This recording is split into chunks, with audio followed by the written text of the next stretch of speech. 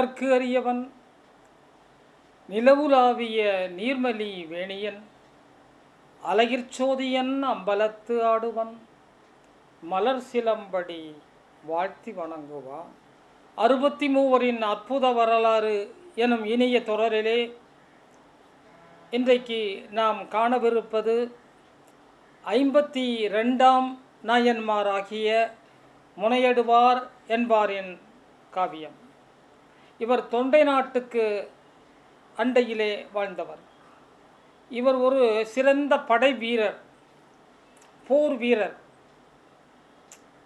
இவர்கிட்ட ஒரு படை இருந்தது,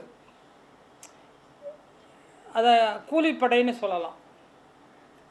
ஒரு 5000 படை வீரர்களை மெயின்டைன் பண்ணிகிட்டு இருந்தார். யாராவது ஒரு அரசருக்கு போருக்கு போகணுன்னா இவர்கிட்ட கேட்பாங்க, எனக்கு உங்களது படையை கொடுத்து அனுப்புவாங்க. அவர் அதற்கு பொருளை வாங்கி கொண்டு அந்த படை வீரர்களை அவர் கூட அனுப்புவார். அந்த அரசனுக்காக இவர்கள் அந்த அரசனது வீரர்களாக சென்று போர்க்களத்திலே இவர்கள் சண்டையிடுவார்கள், வெற்றியை ஈட்டி தருவார்கள். அதற்கான ஒரு அன்பளிப்பை பெற்றுக்கொள்வார்கள். அந்த பெற்றுக்கொண்ட அன்பளிப்பு தான் இவருக்கு கூலி. கூலிக்காக படையை அனுப்புவதால் அது கூலிப்படை என்ற பெயர் பெற்றது.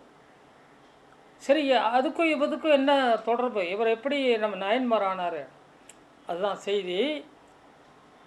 இப்படி படையை வைத்து அவைகளை இயக்கி அவர்களை போருக்கு அனுப்பி அதன் மூலம் பெரும்பொருள் பெற்று அந்த பெரும்பொருளை கோவில்களை புனரமைப்பதிலே, சிதிலமான கோவில்களை சீரமைப்பதிலே ஈடுபடுவார். அடியார்களுக்கு அமுதளிப்பதிலே ஈடுபடுவார். சிவத்தொண்டு இவரது உயிர் தொண்டாக இருந்தது. அதற்காக இவர் செய்த வேலை இவ்வளவுதான். திருநீடூர் என்ற ஊர் இவரது அவதார திருத்தலம். இவர் இறைவனை அடைந்த காலம். இவர் 52வது நாயன்மாராக வைத்து போற்றப்படுவார். இவரது திருநட்சத்திரம் பங்குனி பூசம், வேளாளர் மரபு. இவரை பற்றிய செய்தி இவ்வளவுதான். படைகளை கூலிக்காக அனுப்பி அதில் பொருள் பெற்று அதற்கான அந்த பெற்ற பொருளை இறைவனது அடியார்களுக்கே செலவு செய்கின்ற ஒரு பெரும் பொருள் விரயத்தை செய்வார். பெற்ற பொருளை சிவனடியார் சிந்தை மகிழ செலவாக்குவாராம். வளம்வாழ் வயல் நீடு திருநீடூர் தலமாக, வளம்வாழ் வயல் நீடு திருநீடூர் தலமாக களம் காண படையோடு காத்திருப்பார். எப்போ சண்டை வரும்னு காத்துக்கிட்டு இருப்பாராம். களம் காண படையோடு காத்திருப்பார். புலம் தோற்ற மன்னவர்கள் பலம் வேண்ட, இங்கே ஜெயிச்சுட்டான் தோத்துட்டான் அப்படின்னா இவர்கிட்ட கேட்பாங்க, பலம் கேட்பாங்க. பலம் வேண்ட உளமது சரி என்ன தன் படை தருவார். சரி, அவனுக்கு செய்யலாம், அவனுக்கு அனுப்பலாம் அப்படின்னு இவர் மனசுக்கு தெரிஞ்சதுன்னா அனுப்புவார் படையை. போர்ப்புலம் பல கண்ட இச்சிவனரியர், போர்ப்புலம் பல கண்ட இச்சிவனரியர் மார்பணைந்த மலரே வாகையாய் வலம் வந்து. இதில் இந்த வாகை அப்படின்னா வெற்றின்னு சொல்லுவோம் இல்லையா? அந்த காலத்தில் ஒவ்வொருத்தரும் ஒவ்வொரு மலர்களை சூடி தமிழ்நாட்டில் அகநானூறு புறநானூறில் போர்க்களத்துக்கு போகும்போது என்ன மாலையை சூட்டிட்டு போகணும், போரில் ஜெயிச்சா என்ன மாலையை களத்தில் போட்டுட்டு வரணும், ஒவ்வொன்றுக்கும் ஒரு மாலை. கொன்றை சிவபெருமானுக்குரிய மாலை, கொன்றை சூடி, கொன்றை வேந்தன், ஆத்திச்சூடி, வாகை சூடி, இப்படிலாம் பெயர்.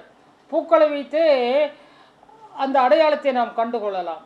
இந்த வாகை மலரை எவன் ஒருவன் சூடிக்கொண்டு வருகிறானோ அவன் போர்க்களத்தில் வெற்றி பெற்றான் என்று பொருள்.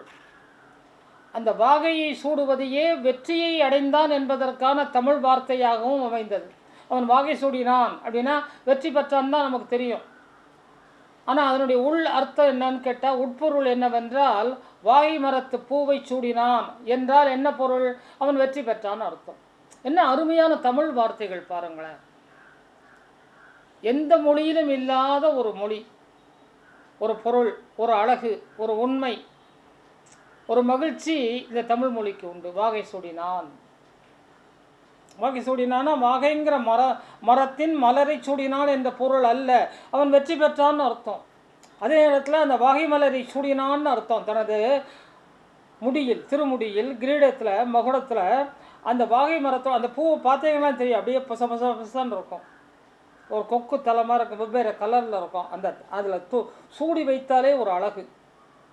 அந்த மலரை சூடிக்கொண்டு வந்தால் அவன் அந்த போரிலே வெற்றி பெற்றான் என்று பொருள். மார்பு அணைந்த மலரே வாகையாய் வலம் வந்து, இவன் நெஞ்சில் வந்து வாகை மரத்தை சொல்லிட்டு எப்போ பண்டைக்கு போனாலும் இவன் போன சண்டையில் ஜெயிச்சிருவான், வெற்றி கொள்வான். அப்படிப்பட்ட ஒரு வீரன் இவன். இவனுடைய படைகள் அப்படி வீரம் சரிந்து விளங்கியது. சார்ந்தவர் வெற்றி பெற சமர் புரிவார். இவரை யாரை கூட்டிகிட்டு போகிறாங்களோ அவங்க வெற்றி பெற சமர் புரிவார். சமர்னா சண்டை. தேர்ந்த வெற்றிக்கு நிகர் என பொருள் வருவார். ஜெயிச்சிட்டான்னா அதுக்கு ஈக்குவலண்டாக பணம் வாங்குவார், அதற்கு நிகரென பொருள் பெறுவார். பெரும் பொண்ணும் பெறுகின்ற பொண்ணு அல்ல, பெரும் பொண்ணும் நிதிபலவும் கொண்டவரும் ஒரு நல்ல சிவனடியர் பசி தீர்த்து பார்த்திருப்பார். அந்த சிவனடியார்கள் பசியை தீர்க்கிறார் பாருங்க, அந்த மகிழ்வு இவருக்கு. அதை பார்த்துக்கிட்டே இருப்பார். ஒரு நல்ல சிவனடியர் பசி தீர்த்து பார்த்திருப்பார். வரும் கண்ணீர் வாழ்வனவே வையவனை வாழ்த்துவார். அந்த ஆனந்த கண்ணீர் வரும் பாருங்க, அது இறைவனது செயல் என்று இறைவனையே வாழ்த்தி வாழ்ந்து கொண்டிருப்பார். வரும் கண்ணீர் வாழ்வு எனவே வையவனை வாழ்த்துவார். நரும் கொன்றை சடையானை மனம் பதிப்பார். நரும் கொன்றை அழகான வாசமுள்ள கொன்றை மலரை சூடிய சடையை உடைய இறைவனாகிய சிவபெருமானை மனம் பதிப்பார். தருகன் வீரத்தில் தான் ஈட்டும் நிதி மாற்றி, தருகன்னா சண்டைன்னு அர்த்தம். தருகன் வீரத்தில் தான் ஈட்டும் நிதி மாற்றி, தான் பெறுகின்ற நிதியை அப்படியே மாற்றி, கர்மமென கண்ணொத்த அடியர் பசி மாற்றி, கர்மமென தான் தன்னுடைய வேலையே இதுதான் என்று கர்மமென கண் ஒத்த அடியர் பசி மாற்றி, நம்ம கண்ணுக்கு எவ்வளவு மரியாதை கொடுப்போமோ, கண்ணுக்கு எவ்வளவு நம்ம ஒரு கருத்தை அளிப்போமோ, அது போன்ற அடியர் பசியை மாற்றுவாராம். அடியர் பசி மாற்றுவதே இவரது வாழ்நாள் குறியாக இருந்தது. தரும நெறி தழைக்க தரை வாழ்ந்து பணியாற்றி, தரும நெறி தழைக்க தரை வாழ்ந்து தரணியாற்றி, பருவமென பங்குனி பூசனாள், பருவமென பங்குனி பூசனாள் பரமன் அடிகாண்பார். இந்த நாயன்மாரை நாம் முனையடுவார். இந்த நாயன்மார் போர்முனையை அடுத்து வாழ்ந்த காரணத்தால் போர்முனை அடுவார்னு இருக்கலாம், பின்னாளில் அது முனையடுவார்னு மாறி இருக்கலாம். எது எப்படியோ வாழ்க்கையில் இவர் மட்டும் மாறாதிருந்து சிவநெறி செல்வங்களை போற்றி வாழ்ந்த ஒரு பெருமகனார் என்று கூறி, இவரை நாமும் வாழ்க்கையில் வெற்றிகளை அடைய வேண்டுமென்றால் அந்த வெற்றி பெறுகின்ற ஒரு குறியீடு ஒரு சிவக்குறியீடாக இருக்க வேண்டும் என்பதை கூறி, சண்டைக்கு போகலாம் தப்பு இல்லை, சூதாடலாம் தப்பு இல்லை, இது பண்ணும் பாட்டு பாடி சம்பாதிக்கலாம் தப்பு இல்லை, ஆனால் அந்த நிதியின் மூலம் நீ செய்ய வேண்டியது என்ன என்பதைத்தான் இந்த நாயன்மார்கள் நமக்கு சொல்கிறார்கள். நீ பாட்டாளி சம்பாதி தப்பு இல்லை, நீ போருக்கு போய் சம்பாதி தப்பு இல்லை, எது பண்ணாலும் செய் தப்பு இல்லை, ஆனால் அதன் மூலம் பெறுகின்ற நிதியை சிவ பயன்பாட்டுக்கு நீ பயன்படுத்தினால் என்ன வேணாலும் செய்யலாம். 63 அற்புத வரலாறு என்ற இனிய தொடரிலே இன்றைக்கு நாம் காணவிருப்பது சுந்தரமூர்த்தி நாயனாரை பெற்றெடுத்த பெற்றோரான சடையனார் இசைஞானியார் ஆகும். திரு ஆரூரிலே இப்போ நம்ம பேசிகிட்டு இருக்கிறோமே 63 நாயன்மார், இவர்களது பட்டியலை தருவதற்கு ஏதுவாக இருந்தவர் சுந்தரமூர்த்தி நாயனார். இந்த சுந்தரமூர்த்தி நாயனாரை இந்த உலகத்திற்கு தந்த பெற்றோர்கள் சடையனாரும் அவரது மனைவி இசைஞானியாரும். இந்த சடையனாரும் இசைஞானியாரும் இல்லை என்றால் நாம் சுந்தரரை பெற்றிருக்க முடியாது. இந்த சுந்தரர் இல்லை என்றால் நாம் இந்த 63 பெற்றிருக்க இயலாது. இன்றைக்கு நாம் பேசி இனித்து கொண்டிருக்கும் இந்த நிலையை நமக்கு உருவாக்கி தந்த சுந்தரமூர்த்தி நாயனாரை ஈன்றெடுத்த இனிய பெற்றோர்களான சடையர், இசைஞானியார் இவர்களை பற்றி அறிவதிலே நமது வினைகளெல்லாம் தீருமாகும். நமது வினை தீர, நமது கருமங்கள் அகல நாம் சடையனாரை போற்றுவோம், அவரது மனைவி இசைஞானியாரை போற்றுவோம். சடையனார் 70வது நாயன்மார். அது என்ன பேர் சடையன்? இறைவனுக்கு பெயர் சடையன். இறைவன், நீங்கள் நடராஜ பெருமானுடைய சிலையை பார்த்தீங்கன்னா தெரியும், அந்த சடை முடி அப்படியே பறந்து நிற்கும். 2 பறை, வல்லின பறை, இடையின பறை, பறந்து நிற்கும், பறந்து நிற்கும். இந்த சடையரது இந்த திருநாவலூர், அதாவது திருவாரூரில் இந்த லிஸ்ட்டு கொடுக்குறப்போ கடைசியாக சொல்கிறார், இந்த மாதிரி அப்பா இறைவனது திருவடியை சேர்ந்து விட்டார் அப்படின்னு சொல்கிறாரு. அதுக்கு முன்னாடி ஒன்று சொல்லிவிடுவோம். விரிசடையன் அப்படிங்கிறத பேசுகிறோம். விரிந்த சடை, பரந்த சடை, பரந்த சடை, உலகம் முழுவதும் வியாபிச்சிருக்கிறது அந்த சடை, பரந்த சடை. அது பறந்துக்கிட்டே இருக்குது. ஏன்? இந்த காஸ்மிக் எனர்ஜியில் அவர் சுற்றிக்கிட்டே இருக்கிறான் பெருமான். அவன் சுற்றிக்கிட்டு இருக்கும்போது சடைமுடி. என்ன அழகான கற்பனை பாருங்கள். ஒரு ஓவியத்தை எழுதும்போது கூட அந்த ஓவியத்தில் உயிரோட்டம் இருக்க வேண்டும், உண்மையோட்டம் இருக்க வேண்டும் என்று உருவாக்கப்பட்டது நடராஜ பெருமானின் சிலை. அந்த சடையன் அதை பேராக கொள்கிறாரு நம்முடைய சுந்தரனின் அப்பா. ஒரு 70வது நாயன்மார். இவரது விண்மீன் மார்கழி ஆதிரை. திருவாரூரில் அந்த பட்டியல் 63 பட்டியல் கொடுக்கும்போது சுந்தரமூர்த்தி நாயனுடைய தந்தை இறந்துபடுகிறார்னு நினைக்கிறோம். எனவே இறைவனது திருவடியை சார்ந்த சடையன் என்று தனது பாடலின் கடைசியிலே, இறுதியில், நிறைவில் சொல்கிறார் சுந்தரமூர்த்தி நாயனார். என்ன பாட்டுன்னு பார்ப்போமா? அதை தென்னவனாய் உலகாண்ட சங்கனார்க்கும் அடியேன். இது கடைசி ஸ்டன்ஸா, திருத்தொண்ட தொகையில் கடைசி ஸ்டன்ஸா, கடைசி பேராகிராஃப்.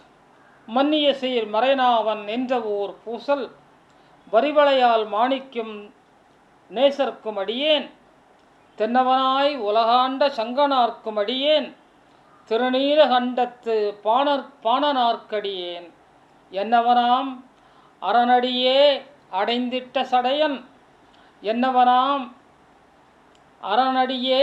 என்னவனாம்னா சுந்தரமூர்த்தி நாயனார் பாடுறாரு, எனது பெருமானாகிய அரணது அடியை அடைந்திட்ட சடையன். எங்கள் அப்பா போயிட்டாரு. என்னவனாம் அரணடியை அடைந்திட்ட சடையன், இசைஞானி காதலன் திருநாவலூர்கோன். யார் சடையன்? யார்? இசைஞானியுடைய காதலனா. இசைஞானி யார்? அவங்க அம்மாவாம். அவங்க அம்மாவுடைய காதலன் சடையனா. சடையனுக்கு தலைவன் யார்? இவங்க அப்பா அரணா. என்னவனாம் அரணடியே அடைந்திட்ட சடையன், இசைஞானி காதலன் திருநாவலூர்கோன், அன்னவனாம் ஆரூரன் அடிமை கேட்டு புவப்பார், ஆரூரன் ஆரூரில் அம்மானு காளை என்று பாடுகிறார். இந்த 2 பெயரும் இவருக்கு இறுதியாக நிறைவாக சொல்லி முடித்தமையால் அந்த 2 பேரையும் நாயன்மாராக பின்னாடி வந்தவங்க ஏற்றுக்கிட்டாங்க. சுந்தரமூர்த்தி நாயனாரும் நாயன்மார், சடையனும் இசைஞானியாரும் நாயன்மார். இவர் நாயன்மார்னு பட்டியல் போட்டது 60 பேருக்கு தான். 9 பேர் தொகையடியார், 60 பேர் இவங்க தனியடியார். அது போக தான் 1, சுந்தரன் 1, சுந்தரனுடைய அப்பா அம்மா 2, 63 + 9 மொத்தம் 72 பேர். இதுதான் கணக்கு. எனவே சுந்தரனை பெற்ற தந்தை சடையன், தாய் இசைஞானியார். இசைஞானியாருங்கிற பேர் எங்கேயோ கேள்விப்பட்ட மாதிரி இருக்கு இல்லையா? இன்றைக்கு இசைஞானியார்னு ஒரு பேரை வச்சு இளையராஜாவை நாம் எண்ணுகிறோம்.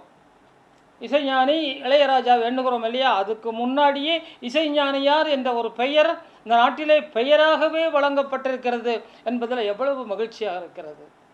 ஒருத்தரோட பேர் இசைஞானியார், இசையின் ஆழ்ந்த ஞானம் கொண்டவர் என்பதை குறிக்கிறது. யார்? சடையனே இசைஞானியார் தான். சடையன்னா யார்? சுந்தரன் அப்பா இல்லை, சிவபெருமானே இசைஞானியார் தான். கையில் டமருகம் ஒரு இசைக்கருவி, காதில் தோடு, அது 2 கந்தர்வர் அவங்க பாடிக்கிட்டே இருக்கிறாங்க. அந்த பாடலை கேட்டுக்கொண்டே இருக்கிறான் பெருமான். இசைக்கு அடிமை சிவபெருமான். ராவணனது வீணை இசையிலே தன்னை மறந்தவன் சிவன். எனவே இசைஞானி யாரு? பெருமான். இசைக்கு இலக்கணம் வகுத்த அகத்தியரை தன்னகத்தே கொண்டுள்ளவன் சிவபெருமான். எனவே சிவபெருமானது பெயர் தான் சடையன், சிவபெருமானது பெயர் தான் இசைஞானி. ஸோ தாயும் தகப்பனுமே இவருக்கு சிவபெருமானாக வாழ்ந்த ஒரு சிறப்பு சுந்தரருக்கு உண்டு என்பதை கூறி இந்த 2 நாயன்மார்களையும் நிறைவாக சொல்வதிலே நாமும் நிறைவு பெறுகிறோம் என்று சொல்லி விடைபெறுகிறேன். இன்றைய நாயன்மார்களாக சடையன் 70வது நாயன்மார், இசைஞானியார் 71வது நாயன்மார், சடையனது திரு விண்மீனாக மார்கழி ஆதிரையும், இசைஞானியாரின் விண்மீனாக சித்திரையும், சித்திரை மாதம் சித்திரை நட்சத்திரம். சித்திரையும் மாதத்திலையும் இருக்குது, நட்சத்திரத்திலையும் இருக்குது. சித்திரை மாதம் சித்திரை நட்சத்திரமும் அமைகிறது என்று கூறி